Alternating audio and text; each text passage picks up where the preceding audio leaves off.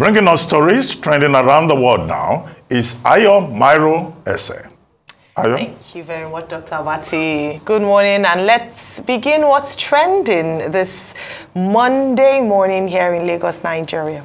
New York City officials have identified 2 more victims of the September 11 terror attacks on the World Trade Center. And this is just days before the 22nd memorial anniversary of the attacks.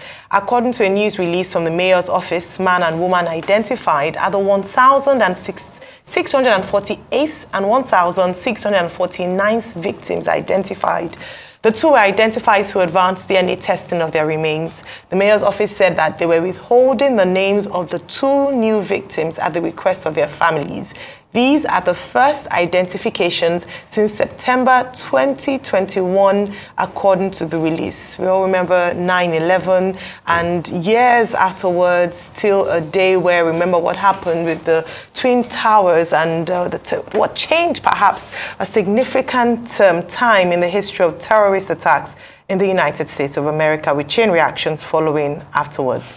In sports, 19-year-old Coco Gauff wins her first U.S. Open title. We talked about this earlier when Aaron was here. Now, Gauff defeated Aryna Sabalenka with a dramatic comeback in the Women's U.S. Open final, 2-6, 3-6, 6-2. Gauff becomes the youngest American U.S. Women's Open champion since Serena Williams in 1999. After that victory, Gauff's 11-year-old video went viral, and you can see that on screen, where she could be seen dancing in the stands during the U.S. Open. You know, talk about history, and now she was born to be a winner. Finally, let's also highlight the picture of the day. United States President Joe Biden is all smiles as he personally takes a photo with Dr. Ngozi Okonjo-Iweala at the just recently concluded G20 summit. We have that this day, on the front page of This Day, Dr. Abati and Rufai, where we see him actually holding a camera, taking pictures of some leaders, world leaders, National Security Advisor, Ngozi Okonjo-Iweala, Dr. Ngozi Okonjo-Iweala, and Ms. Nicole Mensah. A selfie with the president? Yeah, a selfie with the president, President Biden also. A selfie, the president becoming the cameraman here, taking pictures. And if you had seen other summits around the world, you'll know that President Biden is quite a very charitable person, you know, when it comes to helping people out and taking pictures. You know, the scrappy kid from Scranton is famously called. And he was there, and Ngozi Okonjo-Iweala is there in a capacity with the WTO, World Trade Organization. There were a lot of trade talks. Our own. We must claim that every time. But it just shows the good nature and the good fun. And that's how world leaders, you know, behave once they converge. I mean, I think a very famous world leader off-the-cuff moment was during the Champions League final in 2012. I remember, because that was the year Chelsea, my football club, won the Champions League. And there was a picture of all world leaders gathering together, watching the Champions League finals and cheering. Yeah. And, you know, Barack Obama was there, and, you know, a couple of other people there. So it's always exciting when you see them. But going back to the G20 summit, I mean, it was a conference for India to be able to show its dominance, you know, very well put together by India. The world leaders at the gala did enjoy the cuisines from every part of India, properly curated food, properly curated dance from India, you know, to use to serenade the world leaders. And India and Narendra Modi did use the conference to show the dominance of India, and everything was symbolic. Even the place where the President Modi was shaking all world leaders and welcoming them, it was around a wheel that dates back to the 13th century, and that was also symbolic for India, because that wheel is actually on the flag of India, and it has its own national symbolism for India. So India uses conference like this to show that the world has arrived, all the logistics planned internally, and it's also part of the one family, one vision dream that India is also pushing as a dominant place self in world power. And, you know, we just hope that Nigeria can glean from all of that, all those things that have been talked about, and the partnership we made from this conference and now take it further. Nigeria has also done well, and also kudos to President Tinubu, because the sticky problem that we couldn't resolve before President Buhari left was the issue of the visa with Dubai and the fact that the Middle and the UAE. He's gone over to UAE to be able to talk about that amidst trade and other issues, but to predominantly talk about the back and forth. You know, there was a breakdown of relations between Nigeria and the UAE, you know, as regards, you know, Basa, flights, arrangements, and things like that, and also the UAE stopping Nigerians from getting visa in there at a point, and all of that had gone on. And I mean, you went to the UAE recently, and you know how difficult it was for you. So President Tinubu has also, by extension, gone out there to be able to fix things. So we can only wish him well, and wish him among this conversation. And concerning Lie 11, it's a case of where were you when the Twin Towers came down. 22 years ago. 22 years ago. I was in Enugu that day. I'll never forget that day. You know, was a very sad day for America. And since that day, the world never remained the same. There was a lot of insecurity everywhere. Absolutely. And we just pray for the repose of the souls of those people. Well, Dr. Bati, today is the anniversary of 9/11, unfortunate incident in New York and other parts of America. And we can never forget. Well, the day that shook the world, an unforgettable moment in American history.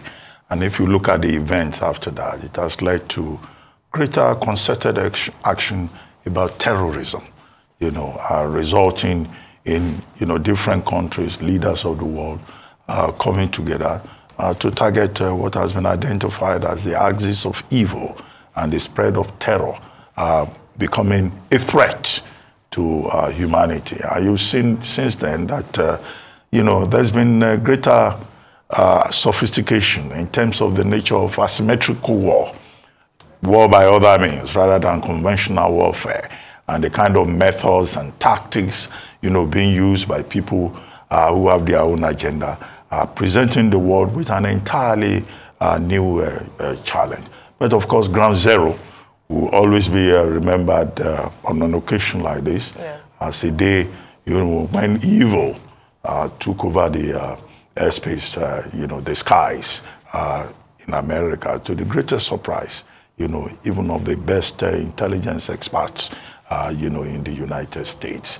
So, but you see, it has also strengthened the resolve of American leaders, one after the other, to make sure, you know, that that kind of event does not happen again. You know, it's quite unfortunate, and the various families that were affected, you know, will continue to remember that day in terms of their loss, in terms of the pain, you know, that they've, you know, faced. And that changed the nature of geopolitics forever. Talking about President Tinubu's trip to the UAE, well, the crisis began in 2021 when, you know, in Abu Dhabi, when in the UAE, Nigerians were to be subjected to, you know, rapid antigen tests.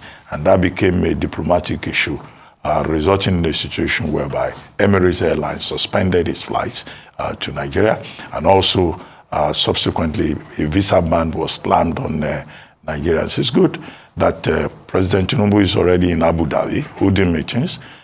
He's been accompanied on that trip by the Minister of Aviation and Aerospace Development, you know, that's Festus Keyamo.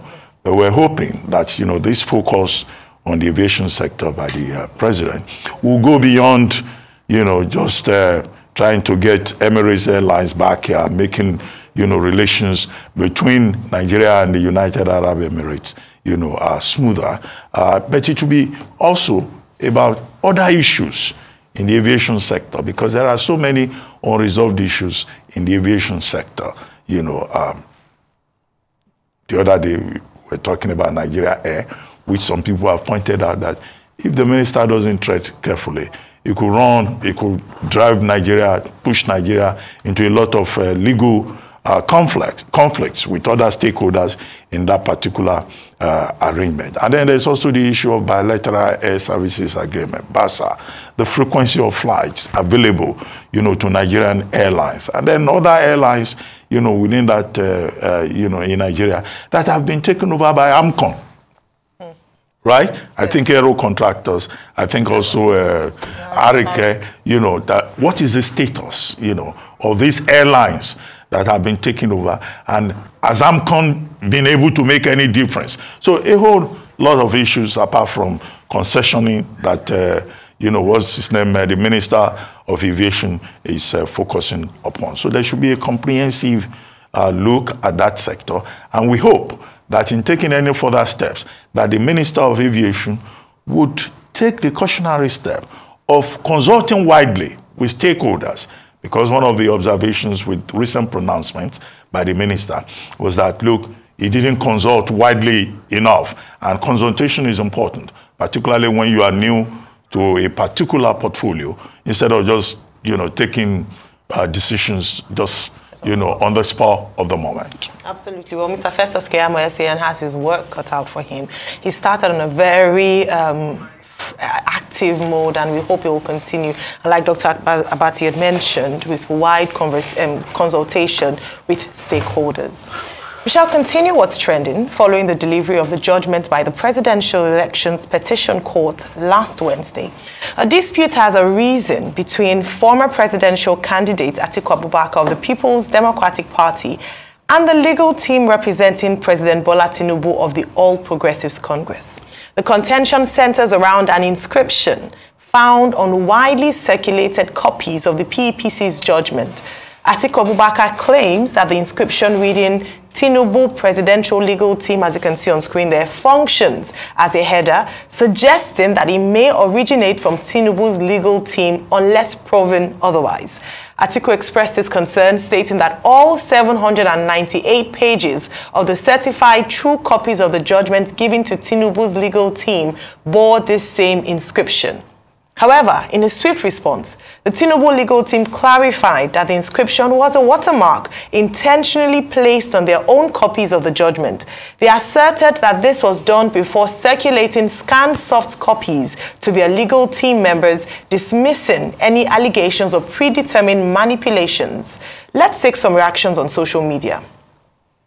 We have this one from Ayemo Juba saying, header and watermark in Microsoft Word do not show up out of the blue. There are features that need to be enabled deliberately. So, Olanipekun claiming that Tinubu Presidential Legal Team header in the delivered judgment is a watermark is not only unintelligent, rather a confirmation that the Word document originated from the APC legal team. Header and footer are hidden in print layout view, but shows in print preview. That's where they committed a blunder. They forgot to enable the option in the settings. Dr. Bati, what's your take on this? A number of things to look at. I mean, a lot of issues have come up from the judgment, some propaganda, some conspiracy theories, some truth, some facts, some lies. And now we have this with regards to this must have come from the stables of the APC because they had clearly on it the header. What's your take on this? Well, you said it, conspiracy, propaganda, mischief. And that just shows you, how emotional the outcome of that ruling last week, Wednesday, by the Presidential Election Petition Tribunal has been. Clearly, the people who lost at the level of the tribunal, of course, they are aggrieved. And they said they will go to the apex court, to the Supreme Court. I think that's where energy, should be devoted to, rather than people trying to further impugn the integrity of the court. I can't imagine that the court will want to give out certified true copy, and then the allegation that, this is from Tinubu presidential election petition team. I mean, so that suggestion is so absurd. It couldn't have happened. That judgment is 798 pages, and very detailed, and it's out there in circulation. Now, the explanation given by the spokesperson of the PDP was that, it means that the APC lawyers wrote the judgment. I mean, I find that ridiculous. But however, the coordinator of the Tinubu presidential election team, that's Babatunde Ogala, SEN, he has offered an explanation, saying that, look, they went to collect the CTC of the judgment about the same time with the PDP, and that there was no watermark on it. But for the purpose of their own internal, operations, they decided to put the watermark for circulation among members of the Tinubu legal team. And it wasn't for general circulation. But we're in the age of WhatsApp. All right. When you circulate anything, even if it is internal, Mr. A will share it with his friend, because that particular copy, was circulated everywhere, within a short while, and people were, recirculating it. But you see that the tribunal, the Court of Appeal has just ignored it, because, it's so ridiculous that the court probably thinks it's not even worth their attention. The energy of the aggrieved persons who have all said, look, we believe in the judiciary, we respect the ruling of the court, even if we disagree.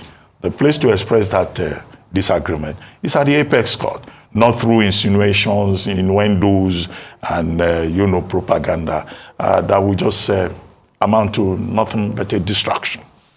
All right. I'm sure that there'll be a number of more development on that particular story, but like you've mentioned, Dr. Abati, we shouldn't promote propaganda, and if it's not factual, it shouldn't be repeated or promoted often. In another development, the Ogun State government carried out the demolition of Datkem Plaza, a property owned by Olufunke Daniel, the wife of Gbenga Daniel, the former governor of the state. The demolition took place early on Sunday morning in the Ijebu-Ode area of the state. Olufunke Daniel, through her legal representative, Adeyinka Kotoye, expressed deep shock at the demolition, especially in light of a court notice instructing the government to cease the process. She accused Governor Dapo Abiodun of Ogun State of acting in an illegal manner. Despite incurring significant and devastating losses due to the demolition, Olufunke vowed to pursue legal remedies through the court. In response to the controversy, the Ogun State government defended its decision to demolish Datkem Plaza, asserting that the building was an illegal structure.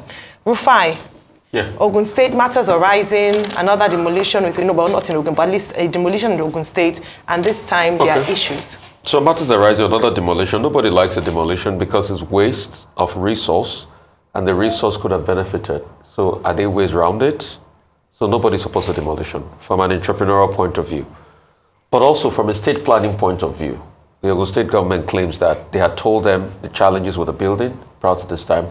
They had also gone ahead to tell them that they had altered the specification they had given them for the building. But the other side, Datkem, did say that they had, gone to appropriate the papers. They had even paid 500,000 naira to be able to fix it, that there was a subsisting court order. Then the Ogun State governor went ahead to demolish. So it's two sides of a view, Question is, can we even be on ground enough to be able to stop any alterations to buildings when they even happen in the first place? Secondly, can we ensure that we don't go through the cycle that we're demolishing buildings that are already up that could make beneficial value to the people? Thirdly, there's also another conundrum of politics in all of this, because if you want to stretch it further, we'd like to ask how many buildings are owned by people that violate building code that are still standing? We can also go that same route in Nigeria. So you would also know that there's been an hitherto political scuffle between the two political parties in this regard, and you cannot remove the role played by politics there. But it's just for all of us to do better, those that are putting up buildings to be able to follow the regulation and the code, also, and the government to be on ground and on hand to be able to stem the tide of anything so that we don't have buildings go up and they are demolished and resources wasted in there, because all in all, we're all the losers. Society is the losers. Yes. The biggest loser in all of this. Very true. Thank you very much, Rufai. Now, final story for today, and that is that friends and family of the late Pastor Taiwo Dukoya, founder of the Fountain of Life Church in Lagos, bid their final farewell as he was laid to rest over the weekend. Arise correspondent Mosumola Ogeolu was at the service and files in this report.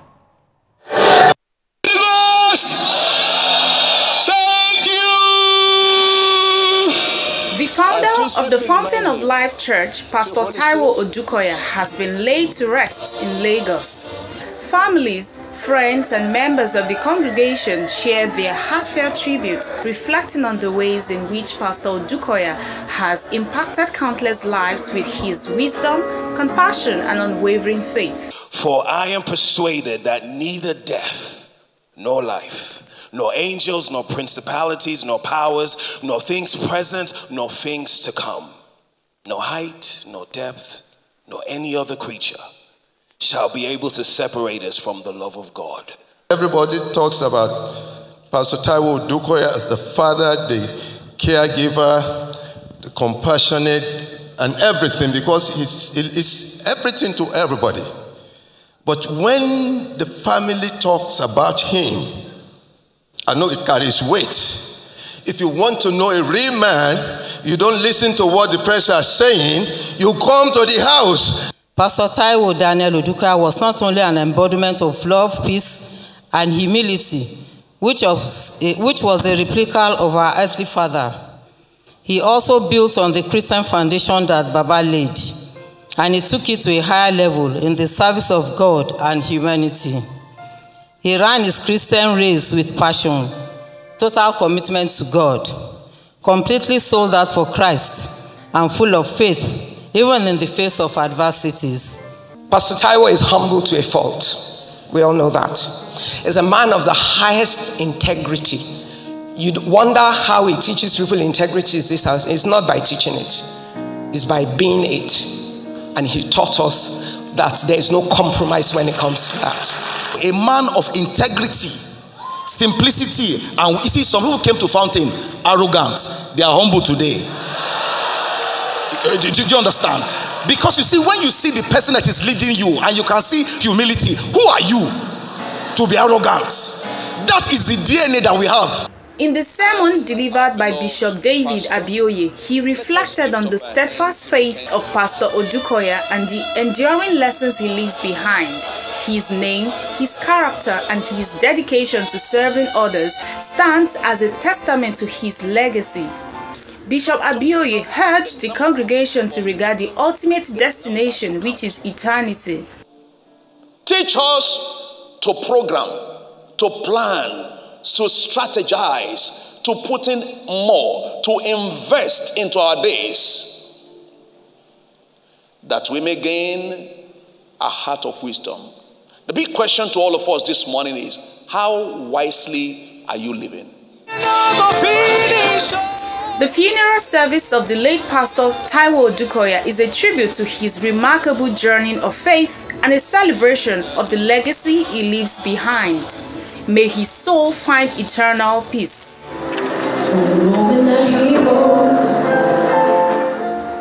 Bosmola Ogiolu, Arise News.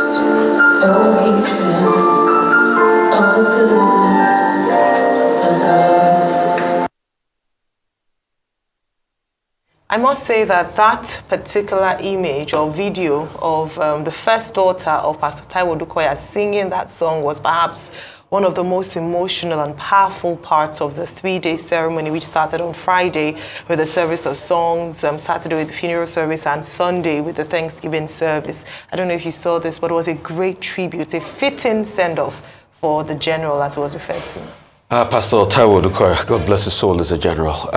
If the history of Christianity and the impact in lives of people with the work of God will be written in Nigeria, you can't write it without, you know, paying great tribute to Pastor Taiwo Dukoya. And pretty much reminds me of that book, God's General. Yes. He was part of God's General in Nigeria, coming out, I think, from the private sector and going into ministry.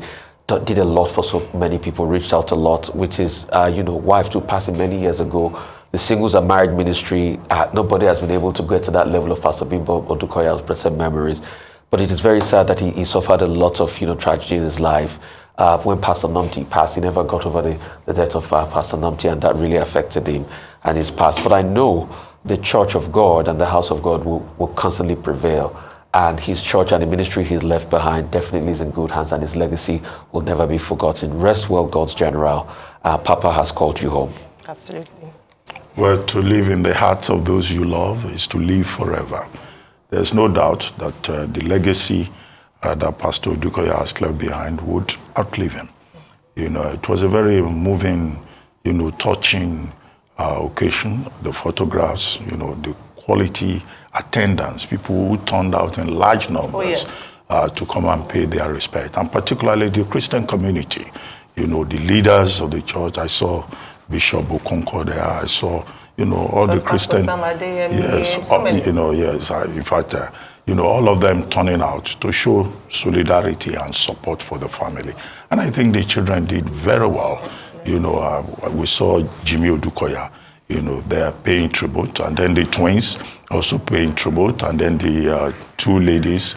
Well, nobody lives forever, but people will be remembered for the impact, you know, that they make. And his was a life of impact, a life of influence, as we are seeing from the testimonies of those who were privileged, not just to have attended his church, but also to have benefited, you know, from the fecundity of his mind and the grace, you know, which he exuded at every point in time. Absolutely. Well, rest well. Amen. And we commiserate once again with the church and with his family.